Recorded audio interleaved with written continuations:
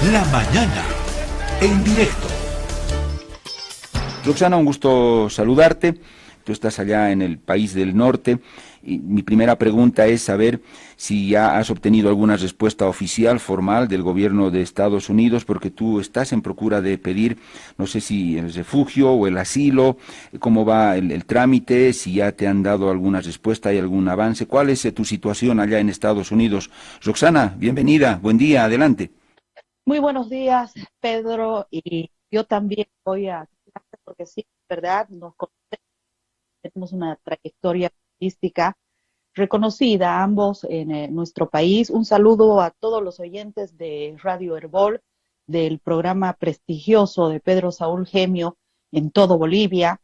Decirte de entrada que mando toda mi solidaridad al senador Henry Montero como a la diputada Tatiana Áñez, que fueron agredidos por las turbas masistas que se encuentran dentro de la Asamblea representando al movimiento al socialismo y al comunismo de la región. Decirles también a los bolivianos que no descansemos, que no desmayemos. Lo que ha pasado ayer en el Congreso es una muestra más de lo que es este masismo, dirigida lastimosamente por el ministro de Gobierno Castillo, un ministro que estuvo en las movilizaciones cuando se dieron los 21 días y quería también explotar el país junto a todo lo que tenía armado Evo Morales.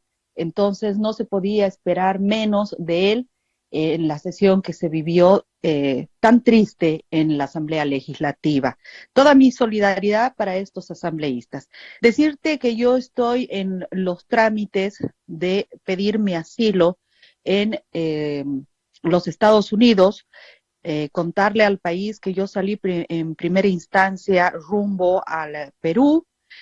Tuve una atención del gobierno peruano muy destacable, una conferencia desde la Cancillería peruana puso en peligro mi situación y los mismos funcionarios de la Cancillería peruana me señalaron que el señor Pedro Castillo, que ahora ha ganado las elecciones en Perú, estaba a la cabeza de las encuestas en ese momento y que ya mi seguridad no era de las más perfectas en ese momento. Entonces me solicitaban que pudiera salir del Perú por razones de seguridad. Y mira, sí, lo hicimos muy bien porque Pedro Castillo lastimosamente ganó el pupilo de Evo Morales las elecciones de este pasado domingo. Eh, Hemos empezado los trámites porque estaba esperando yo los resultados en Perú. Hemos pasado los trámites y hemos iniciado los trámites de asilo. Tú sabes que tengo que presentar todas las pruebas. Lo que sí he hablado es que las pruebas que yo tengo son inminentes, ¿no? Porque tengo procesos sobre uno, que soy autora del golpe de Estado. El otro proceso es por el tema de Sencata y Sacaba, que firmamos el decreto para que salgan las Fuerzas Armadas y señalar que en eso se les cae toda la estantería en el tema de un supuesto golpe de Estado que nunca ocurrió. El expresidente Morales lo que quería era que pase una guerra civil entre bolivianos, porque él tenía conocimiento que tanto las Fuerzas Armadas bolivianas como la Policía Nacional no tenía todo el armamento eh, antimotín necesario para combatir lo que él ya tenía preparado en el trópico de Cochabamba. Y en el trópico de Cochabamba, según informes de inteligencia, habían personas que pertenecían a las FARC, muchos extranjeros, personas de Venezuela, todos armados, cubanos, el grupo Hezbollah, presente algunos miembros del grupo Hezbollah en Bolivia. Yo, por favor, les pido a los bolivianos que crean en todo esto. Eh, hubo una tensión muy fuerte porque este grupo no solamente salía a matar a los bolivianos, por eso es que se reportaron varios disparos a cocaleros por la nuca y decirles que ellos tenían planeado volar la planta de Sencata, volar la planta. Roxana, antes lo que tú mencionabas, estos grupos irregulares que habrían estado internados en el Chapare, tú dices que eran informes de inteligencia que recibieron cuando eran gobierno de tanto de las Fuerzas Armadas como de la policía, Roxana. Son estas dos, y obviamente a través de sus más altas instancias en cuanto a jefaturas, que les brindaron estos informes. No sé si ahora habrá documentación o habrá desaparecido esa documentación, pero que tendría que estar ahí, ¿no? Si son trabajos de inteligencia, deberían estar archivados, registrados en ambas instituciones para poder acceder a ellos como medios, los periodistas, o qué dirán ahora sobre esos informes. Pero fueron policía y Fuerzas Armadas.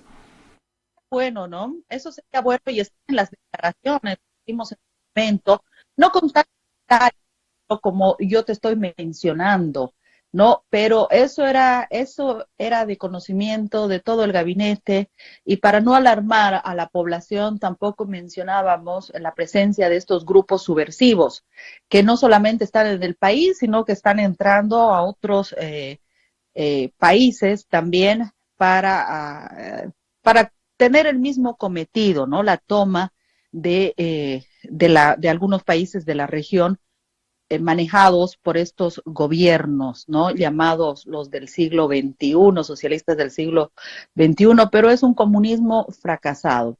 Entonces, decirte, Pedro, que sobre eso hay información, sobre eso hay testigos, en el tema también de los gases lacrimógenos. Yo personalmente hice una gestión porque como se terminaban los armamentos no letales, yo pude hablar con un gobierno amigo y decirte que eso, por ejemplo, molestó al ministro Arturo Murillo, porque Arturo Murillo creo que no podía traer de manera inmediata, y también el ministro de Defensa, él no se molestó, pero coadyuvó y pedimos prestado agentes antimotines. Roxana, ¿se puede saber a qué país hiciste, bueno, con qué país hiciste la gestión? Porque al final entiendo que sí, les facilitaron los gases, hasta ahí nosotros sabíamos algo de eso, pero no con precisión el país o gobierno que apoyó en esto. Yo no voy a revelar el nombre del gobierno por razones de seguridad, pero es un gobierno democrático y no se hizo la devolución hasta el día de hoy de todos esos agentes químicos.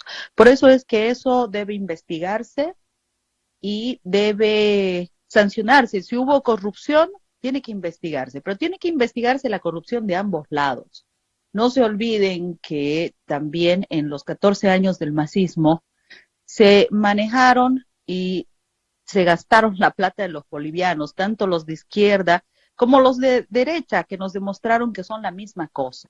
Roxana, antes de la pausa te había lanzado ya la pregunta, ¿quién fue? ¿Qué fue?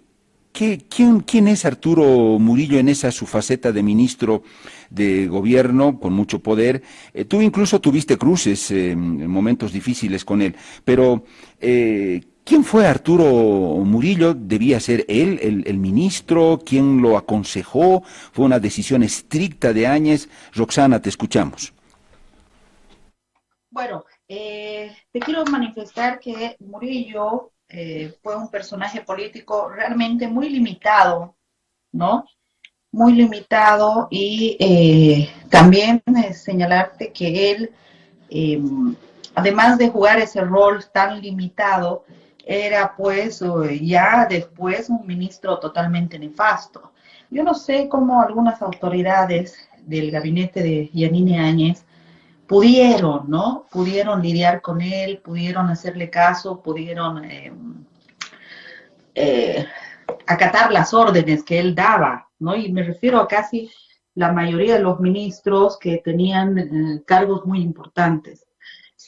No fue mi caso, por ese motivo fue una de las renuncias, yo tengo en un chat eh, de una persona muy importante del gobierno de Áñez que me pedían que yo me quede en el gabinete y me decían qué es lo que hay que hacer para que yo me quede en el gabinete.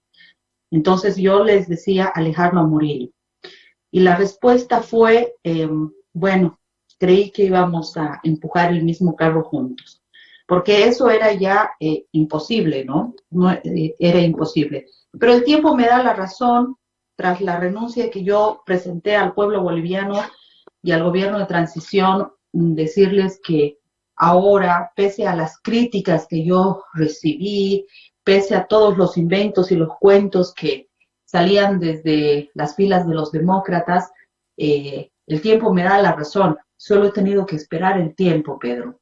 Yo acá en los Estados Unidos no la estoy pasando bien porque he sido una ministra que no ha robado, no tengo la misma situación económica que los otros ministros. Con esto no quiero decirte que los otros sí lo hayan hecho. En algunos casos ya se ha conocido cuál ha sido el accionar de algunos ministros, pero yo tengo una situación difícil, difícil que en este momento tengo a mis hijas en Bolivia, las extraño demasiado, tienen un gran padre que puede cuidar de ellas y yo estoy a la espera de las respuestas que me pueda dar el gobierno de los Estados Unidos, donde me siento segura porque es un país de la libertad.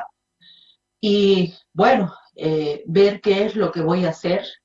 Estoy muy cerca de la comunidad boliviana, gracias a Dios, y decirte que hubieron y existieron muchos errores, ¿no? De entrada. En el caso del Ministerio de Gobierno, yo no sé por qué era esa cartera tan peleada y Murillo sí buscó varios padrinos, ¿no? Él se movió más que el diputado Tomás Monasterios. Tomás Monasterios también estaba en la lista. Se definía esa cartera entre ellos, pero al final fue incluso la decisión de Yanine Áñez, más los padrinos que él que había conseguido, que hicieron que Arturo Murillo sea el futuro ministro de gobierno. Cuando me refiero a padrinos, me refiero a personajes muy importantes de la política boliviana de oposición, que estaban dentro y fuera del país. Después de esta actuación de muchos de los políticos que apoyaron a Murillo y que lo ayudaron en las primeras semanas a lidiar y buscar la pacificación del país, Murillo dejó de atender a estas personas,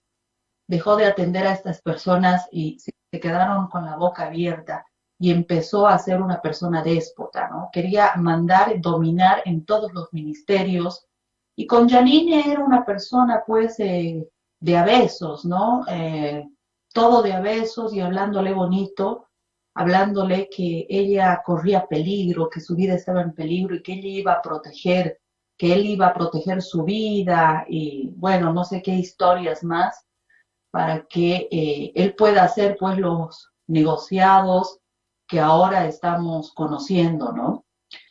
Roxana, Y cuando tú hablas de los padrinos nacionales y los que están fuera, no sé si se puede saber por lo menos alguno de esos padrinos que desde fuera del país aconsejó o sugirió que él sea ministro.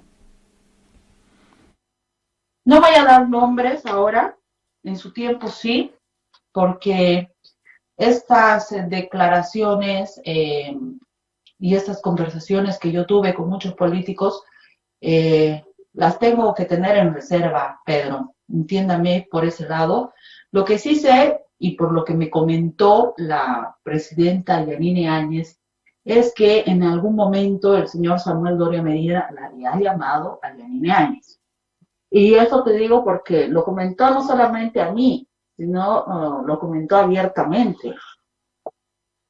No era yo la única persona que estaba ahí, ¿no?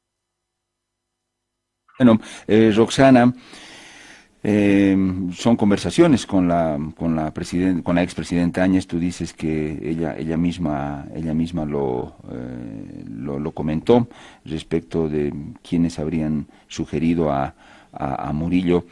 Abro un paréntesis, Roxana. ¿Tú podrías asegurar que fue Arturo Murillo el que convenció a Yanine Áñez para ser candidata? Porque yo siempre recuerdo esas declaraciones taxativas que hizo Yanine Áñez en una entrevista con un canal cuando decía: sería hasta deshonesto que yo sea candidata a la presidencia, por lo tanto yo solo voy a cumplir mi rol de transición y nada más. Y luego todo el país quedó pero absorto cuando anunció su candidatura, y todos nos preguntábamos y decíamos: Yanine Áñez, porque quiso y cambió de opinión radicalmente, fue candidata, o porque su partido, los demócratas, le exigieron, la presionaron, o fue alguien que le dio un gran consejo? ¿Eso tú lo sabes? ¿Se llegó a saber ahí por lo menos internamente en el gobierno de ese momento, Roxana? Exacto. Una de esas personas fue sin duda Arturo Murillo. La otra persona fue Samuel Doria Medina, que le llevó un consultor con unas encuestas que había preparado para que se la presenten, y tenía un excelente perfil, ¿no? Hasta ese momento, porque habíamos creado desde el Ministerio de Comunicaciones una imagen para Yanine Áñez. Tú sabes que no era una de las senadoras más reconocidas en Bolivia, entonces se tenía que hacer un trabajo. Y ese trabajo que salió del Ministerio de Comunicaciones con todos mis colaboradores lo utilizaron para promocionar más su candidatura.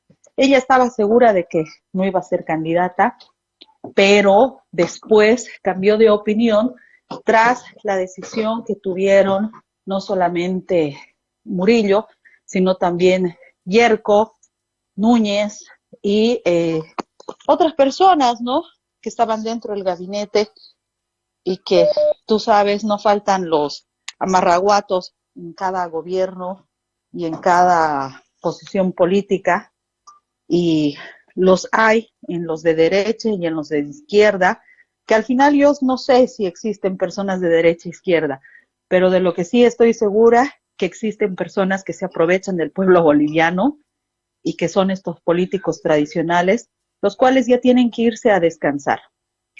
Roxana, Porque tú las dices nuevas... que Samuel Doria Medina le mostró encuestas y hasta le llevó un consultor y terminaron de convencerla. Sí, exactamente. Sí, hubieron reuniones, yo tengo conocimiento de todo eso, porque me informaba, estaba muy bien informada de todos los pasos que se daba en el interior de cada uno de los ministros, además. Bueno, con razón, Yanine Áñez terminó en la alianza con Samuel Doria Medina, ¿no? Una Ahora dos. parece tener eso sentido. ¿Qué?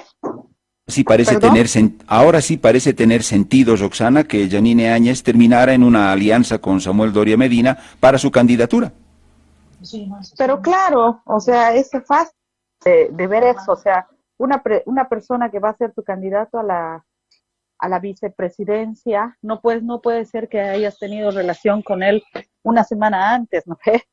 Tiene que ser una persona en la que confíes, en la que hayas estado tiempo, que te la recomienden, ¿no? Y Samuel Doria Medina tuvo, sí, por favor, y tuvo que ver además con muchos temas para que se puedan,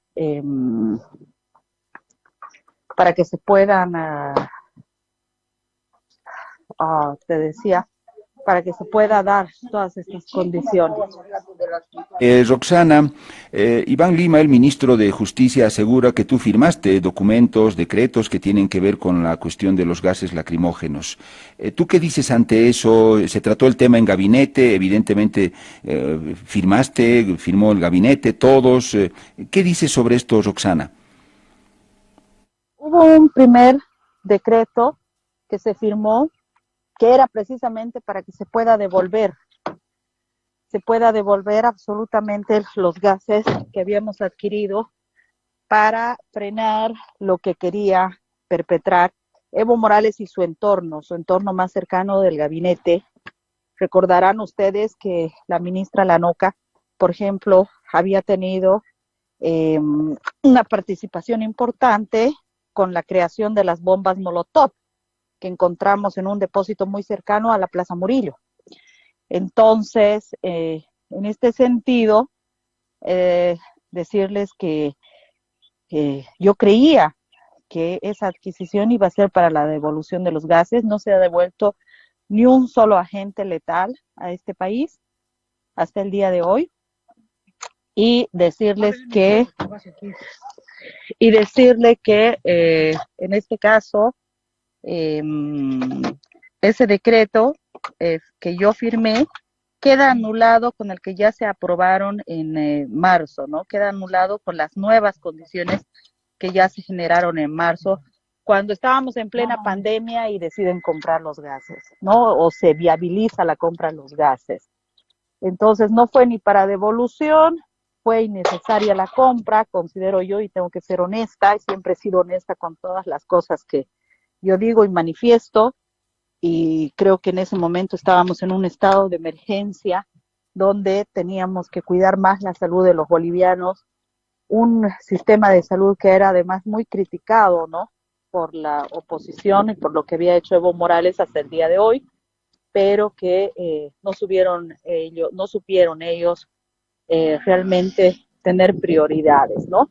Y creo que ahí tuvo mucha influencia también el señor Murillo para que no se dé mucha prioridad al tema de salud. Ustedes ya lo vieron en imágenes cuando iba a una clínica y querían que le pinten el colorcito del verde, así como hacen los masistas, ¿no? Ahora el color de azulito, y querían cambiar de colores. Bueno, utilizando las mismas políticas y las mismas leyes. Por eso es que ha fracasado un gobierno de transición y no se ha podido desmontar una maquinaria de fraude que todavía persiste y está en Bolivia.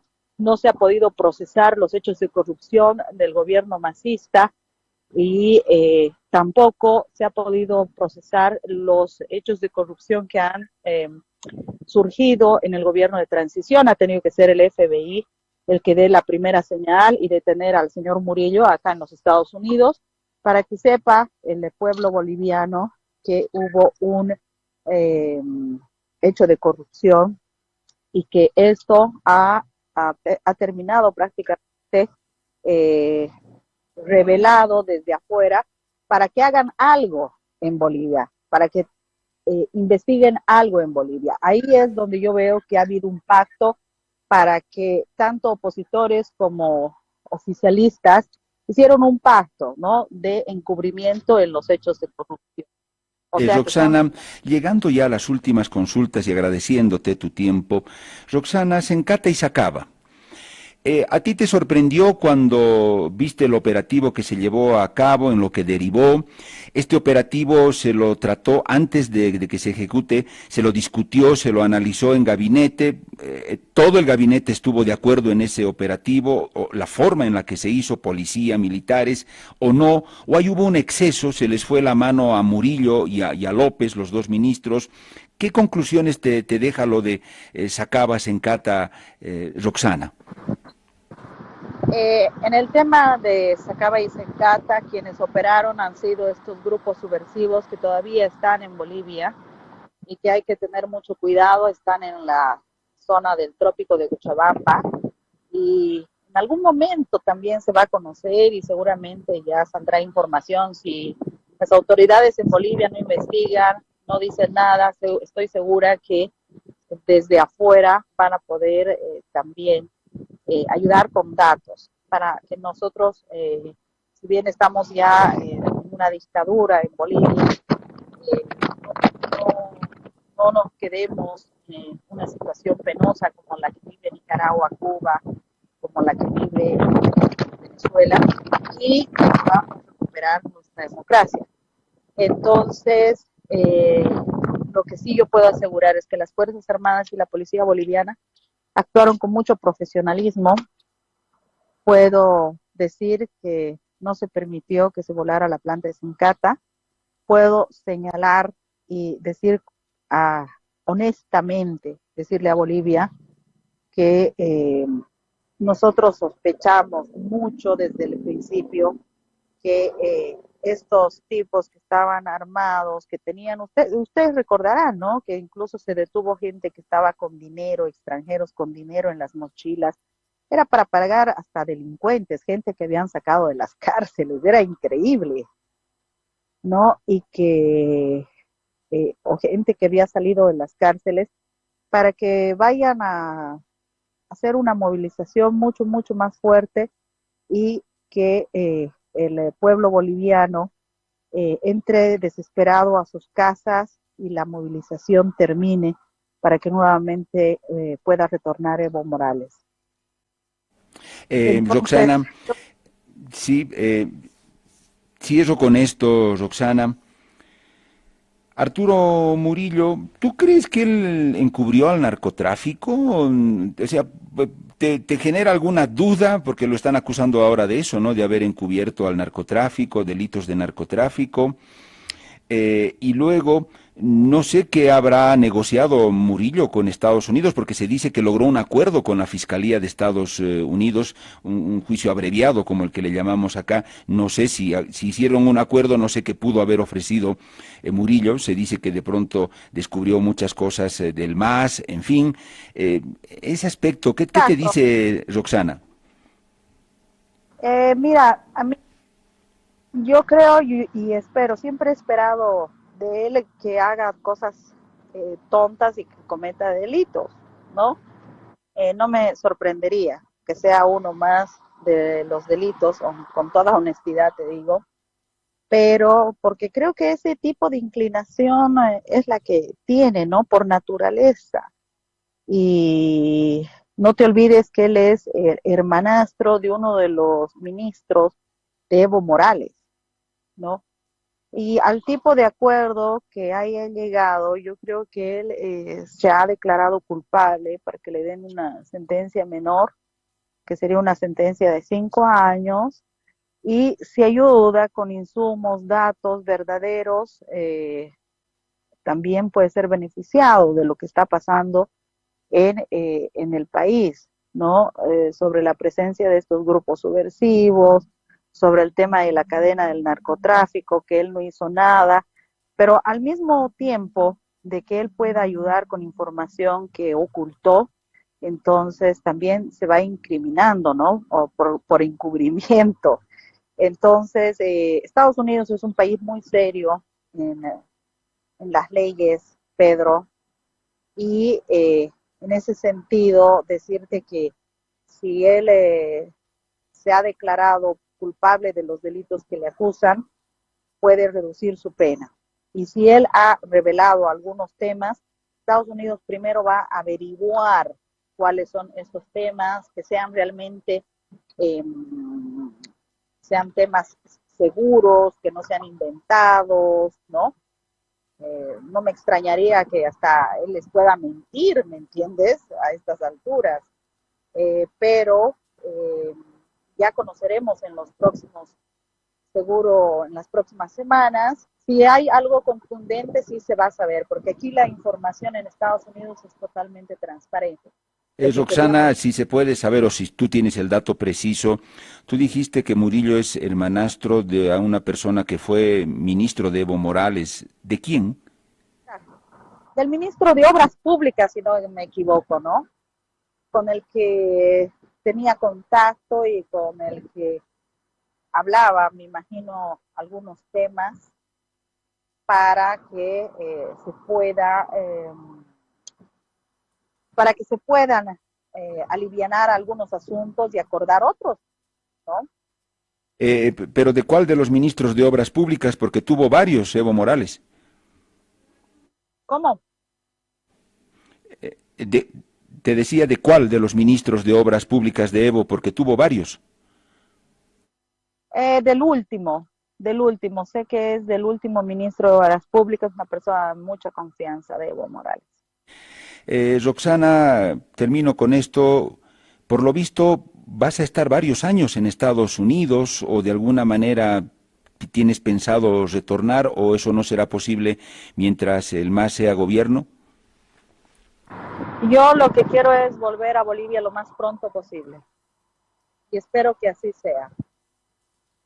Eh, Estoy con la esperanza de volver lo más pronto posible a mi país, aportar desde el lugar en el que me toque, a quien sea. Lo que sí le pido a Bolivia es que necesitamos no un líder, no una mujer líder, no un hombre líder, no solo uno. No se decepcionen, por favor. Las nuevas generaciones tienen en este momento que crear nuevos líderes. En la Asamblea Legislativa tenemos excelentes representantes de las nuevas generaciones y tenemos que tener 20 líderes, 50 líderes jóvenes entre mujeres y hombres, mujeres empoderadas de verdad, no cuotas biológicas. No vamos a desmayar hasta conseguir esto para que existan personas que sean honestas, personas que tengan principios y que cambien la forma de hacer política en nuestro país. Necesitamos tener muchas mujeres y muchos hombres que puedan reconstruir una Bolivia, esa Bolivia que pensamos y la Bolivia que amamos. Roxana, te agradezco por el contacto desde Washington y cuando sea necesario te convocaremos. Fue un gusto. Muchas gracias, Pedro, y un saludo para todos ustedes. Roxana Lizárraga, la exministra de Comunicación del gobierno de Yanine Áñez, conversó con nosotros desde Washington, Estados Unidos. Ella está buscando refugio o asilo allá en los Estados Unidos. Comencé los trámites, dice, pero también a la vez tiene el deseo, ella dice, quisiera volver pronto a mi país. 10 de la mañana con 45 minutos.